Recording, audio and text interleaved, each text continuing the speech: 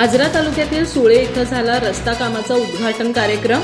सुळे ते लाकूडवाडी आणि सुळे ते हारूर या रस्त्यांचं झालं उद्घाटन।